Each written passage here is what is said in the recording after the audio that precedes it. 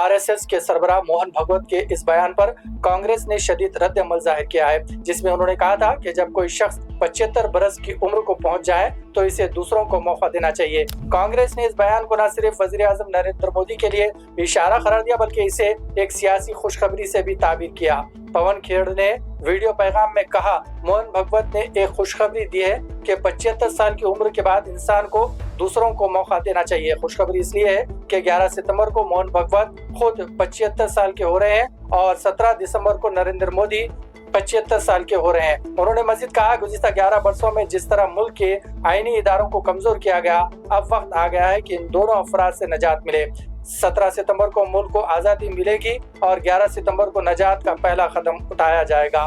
कांग्रेस के एक और सीनियर रहनुमा जयराम रमेश ने भी भागवत के बयान पर तंज करते हुए एक से साबिक ट्विटर पर लिखा, बेचारे अवार्ड जियो वजीर आजम जैसे ही वो वतन लौटे। संघ परिवार सरबराह ने याद दिलाया कि 17 सितंबर 2025 को वो 75 के हो जाएंगे, मगर मोदी जी भी कह सकते हैं कि भागवत जी खुद भी 11 सितंबर 2025 को 75 साल के हो रहे हैं। एक तीर दो निशाने। वाज़ेह रहे कि मोहन भागवत नागपुर में मोरोपंत पंगली में पर लिखे एक किताब की रोनुमाई के मौके पर खिताब करते हुए कहा, 75 साल की उम्र में जब किसी को शाल उड़ाई जाती है तो इसका मतलब होता है कि अब वो पीछे हट जाए और दूसरों को मौका दे। इस बयान के बाद सियासी हलकों में कयास आ रही शुरू हो गई है कि आया ये इशारा वजीर आजम नरेंद्र मोदी के लिए है, जो आइंदा साल 75 बरस के हो जाएंगे। शिवसेना यूबीटी के रहनुमा संजय रावत ने भी कहा, मोदी जी ने आडवाणी,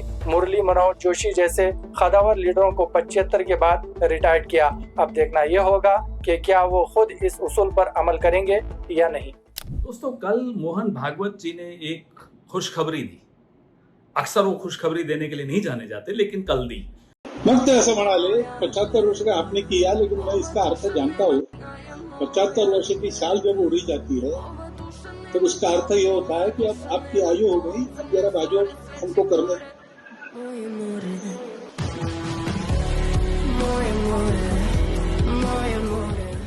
उन्होंने कहा कि 75 साल का होने के बाद इंसान को किसी और को मौका देना चाहिए। अभी खुशखबरी क्यों है? खुशखबरी ये इसलिए है कि 11 सितंबर को मोहन भागवत खुद 75 के हो रहे हैं और 17 सितंबर को नरेंद्र मोदी जी 75 के हो रहे हैं।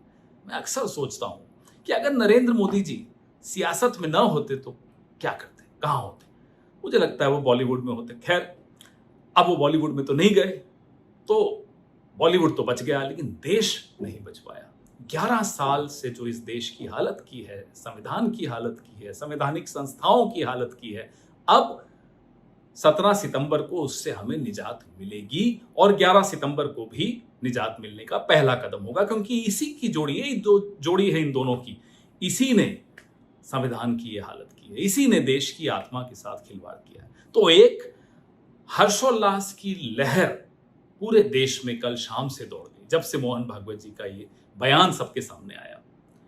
तो आप सब खुश हो जाइए, क्योंकि भारत की आत्मा के, भारत के संविधान के अच्छे दिन आने वाले हैं, क्योंकि नरेंद्र मोदी और मोहन भागवत जाने वाले हैं। जय हिंद, जय संविधान, जय भारत।